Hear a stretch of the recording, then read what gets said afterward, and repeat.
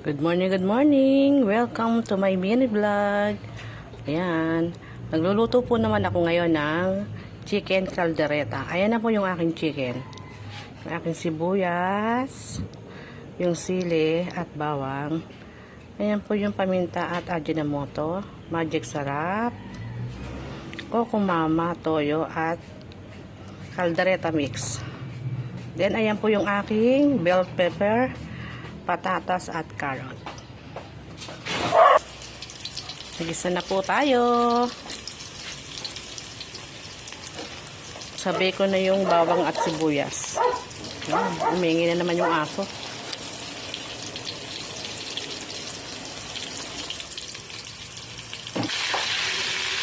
Lagay ko na ang manok. Lagyan ko na siya ng ajinomoto.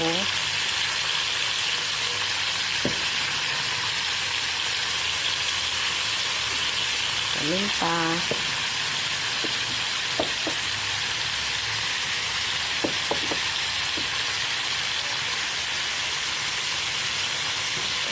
Magic sarap. Okay na yung ating chicken. Lagay ko na yung caldereta mix. Pero kinano ko na isa sa tubig.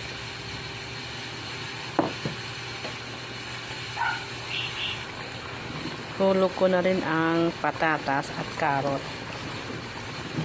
Para habang naluluto yung manok, sabay nang maluto yung carrot at patatas.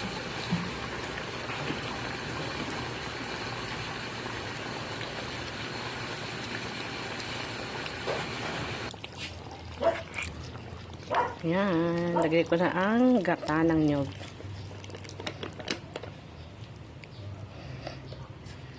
Kung ayaw nyo pong maglagay ng ng liver spread, eto, lagay nyo po ang ng gata. Mas masarap po ang lasa ng caldereta kapag gata ng nyog.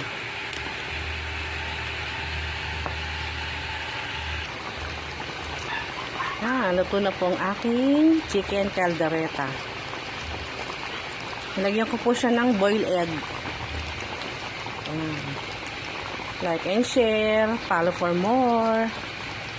Thanks for watching.